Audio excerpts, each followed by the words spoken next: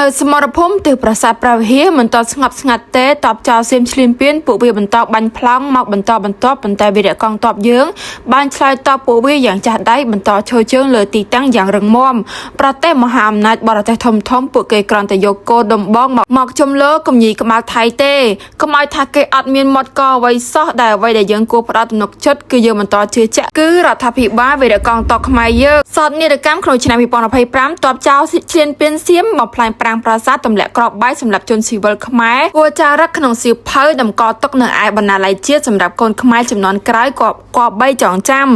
សូមជម្រាបសួរបងប្អូនអរគ្នាកុំភ្លេចជួយ Subscribe នៅ Channel នេះខ្ញុំម្នាក់មួយផងឬក៏ Share បន្តចែកគ្នាផងបើសិនជាពេញចិត្តនៅវីដេអូនេះក្រោយពីយើងមិនបានតបតវានៅតែបន្តផ្កើនតាំងតែពីទៀបភ្លឺមករហូតដល់ឥឡូវនេះវីរៈកងទ័ពលោកបានបញ្ចេញកញ្ច្រែងអាគីស្រែកកន្ទ្រពពួកអាចោលសៀមឈ្លានពានដោយព្យុះសង្គ្រាមបំបែកពួកវាចំគោលដៅល្អណាស់ដល់មកដល់ពីរំលងអាត្រៀតយប់នេះនៅតែមិនផ្លាស់ប្ដូរចិត្តនៅតែជឿជាក់លើសម្ដេចដេជោតនិងសម្ដេចធិបតីនិងវីរៈកងទ័ពយើងតស៊ូប្រយុទ្ធយ៉ាងស្វិតស្វាញលើសមរភូមិខ្មែររូបរੂខ្មែរខ្លាំងខ្មែររឹងមាំពួកយើងបានរាប់តាំងពីទៀបភ្លឺដល់ព្រឹកព្រលឹមបន្តរហូតដល់រសៀលម៉ោងនេះតបចោលសៀមឈ្លានពានពួកវាបានបន្តបាញ់ប្លង់វីរៈកងទ័ពយើងលោកពុំទាន់បានសម្រាកទេដើម្បីការពារទឹកដីគឺលោកបានតស៊ូបដូរផ្ដាច់មិនរៀថយនាយរដ្ឋមន្ត្រីថៃថាអត់បានដឹងរឿងបេសកជនពិសេសចិនសម្រាប់សម្រួលរដ្ឋមន្ត្រីការបរទេសថៃថាចង់នៅក្បែរគ្នាដើម្បីសន្តិភាពកងទ័ពថៃកំពុងតែឈ្លានពានកម្ពុជាអញចង់ឡប់សតិតាមពួកហើយហើយនេះលក្ខខណ្ឌទាំង3មុខនេះដែលថៃបានដាក់ឲ្យកម្ពុជាគោរពមុនគឺស្មើឲ្យកម្ពុជាចោះចាញ់និងទទួលកំហុសសំទោសកម្ពុជាតែកម្ពុជាតូចមិនឲ្យគេប្រមាថទេវីរៈកងទ័ពខ្មែរបន្តប្រយុទ្ធការពារទឹកដីដូនតាកាលពីថ្ងៃទី22ធ្នូឆ្នាំ2025ដល់កិច្ចប្រជុំរដ្ឋមន្ត្រីការបរទេសអាស៊ានជាផ្លូវការពួកអាចោលសៀមឈ្លានពានវាបន្តបុករកផ្លោក្របទាំងកំរោលជាងមុនទៅទៀតប៉ុន្តែវីរៈកងទ័ពយើងសង្គ្រោះពួកវាជាប់តាំងតែពីព្រលឹមពួកអនុរដ្ឋចោលសៀមវាបានបាញ់ប្លង់មកកម្ពុជាយើងស្រោចដោយពួកឆ្កែពោធិណាមចឹងបងប្អូនពួកវាបាញ់មិនសម្រាកហាក់ប្រឹងសម្រុកដោយមិនសុខចិត្តរឿងអ្វីមួយប៉ុន្តែវីរៈកងទ័ពខ្មែរអស្ចារ្យណាស់មិនឲ្យរបូតដៃសូម្បីតែមួយចង្កោមកិច្ចប្រជុំថ្នាក់រដ្ឋមន្ត្រីការបរទេសអាស៊ានកាលពីថ្ងៃទី22ឆ្នាំខែធ្នូឆ្នាំ2025គ្មានអំណាចអ្វីបង្គាប់បញ្ជាលើតបចោលសៀមទេដូច្នេះជំនឿចិត្តដែលសង្ឃឹមថាថ្ងៃស្អែកបញ្ឈប់សង្ឃឹមតិចបំផុតក៏រកបន្តជឿជាក់លើវីរៈកងទ័ពយើងសូមបងប្អូនកុំភ្លេចជួយ Subscribe នៅ Channel YouTube នេះខ្ញុំម្នាក់មួយផងសូមអរគុណបងប្អូនទុកជាមុនយើងខ្ញុំទាំង3រូបបន្តផ្លាស់ប្ដូរគ្នាផ្ដល់ព័ត៌មានព្រំដែនយប់នេះជាធម្មតាពីព្រោះមិនទុកចិត្តអាចោលសៀមទេចំពោះខ្ញុំយប់នេះ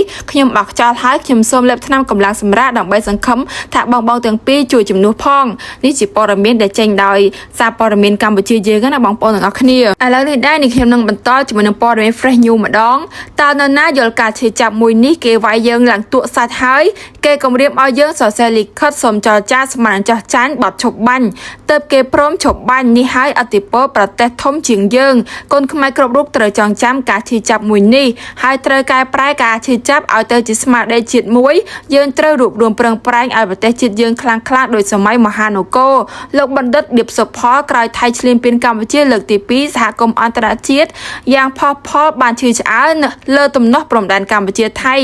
លោកបណ្ឌិតឌៀបសុផលបានមើលឃើញថាបន្ទាប់ពីមានការឈ្លានពានរបស់ថៃមកលើប្រទេសកម្ពុជាសារជាថ្មីដោយបំពេញកិច្ចព្រមព្រៀងសន្តិភាពរបស់អាមេរិកនិងម៉ាឡេស៊ីក្នុងនាមជាប្រធានអាស៊ានកាលពីថ្ងៃទី7ខែធ្នូរហូតដល់បច្ចុប្បន្ននេះត្រូវបានសហគ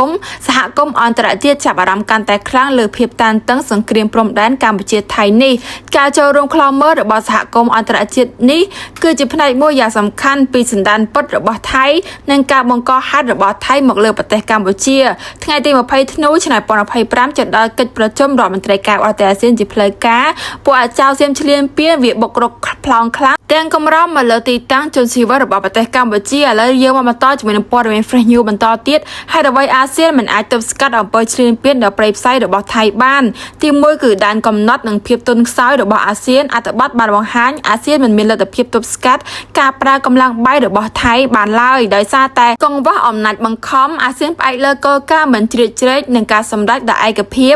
ដែលធ្វើឲ្យអង្គការនេះគ្មានយន្តការដាក់ទណ្ឌកម្មឬកម្លាំងយោធាដើម្បីបញ្ឈប់សង្គ្រាមការទូតត្រឹមតែសម្លេងអំពាវនាវរបស់អាស៊ានមានលក្ខណៈខ្សោយជាងសម្លេងក្របបែកនិងយន្តហោះចម្បាំងដែលមានន័យថាថៃមិនបានចាត់ទុកអាស៊ានជា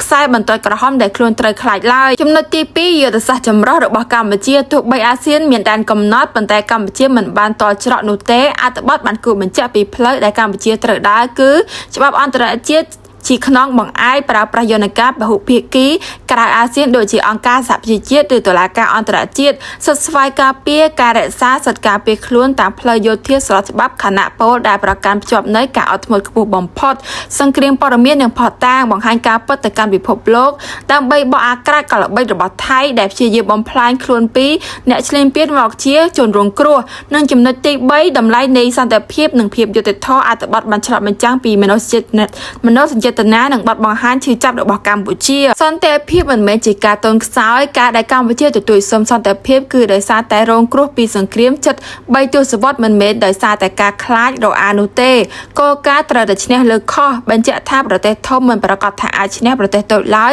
ប្រសិនបើប្រទេសតូចនោះឈរលើផ្លូវច្បាប់មានសាមគ្គីភាពផ្ទៃក្នុងរឹងមាំនិងភាពយុទ្ធសាស្ត្រការទូតច្បាស់លាស់ចំណុចសន្និដ្ឋានសំខាន់អត្ថបទចង់សង្កត់ធ្ងន់ថាអាស៊ានអាចមិនមែនជាចម្លើយចុងក្រោយប៉ុន្តែក៏មិនមែនជាចុងផ្លូវនៃការទូតរបស់កម្ពុជាដែរកម្ពុជាត្រូវពឹងផ្អែកលើខ្លួនឯងនិងច្បាប់អន្តរជាតិដើម្បីការពារអធិបតេយ្យភាពនិងសន្តិភាពដែលរកបានដោយពិបាកយោងតាមកាសែតថៃខៅសតបានផ្សាយថាកម្ពុជាបានបាញ់គ្រាប់រ៉ុកអែត BM21 ជាង180គ្រាប់ចូលទៅកាន់តំបន់ចំនួន3ខណៈដែលកងអាកាសថៃបានបញ្ជូនយន្តហោះ S16 ទៅទម្លាក់គ្រាប់បែកដែរនៅថ្ងៃទី22ខែធ្នូឆ្នាំ2025ការប្រយុទ្ធគ្នារវាងថៃនិងកម្ពុជាបានឈានចូលដល់ថ្ងៃទី15ហើយកងទ័ពថៃបានបញ្ជាក់ថាកម្ពុជាបានបាញ់រ៉ុកអែត BM21 ជាង180គ្រាប់កងទ័ពអាកាសភូមិន្ទថៃបានដាក់ពង្រាយយន្តហោះចម្បាំង S16 ដើម្បីវាយប្រហារលើគោលដៅចំនួន2ទាហានថៃ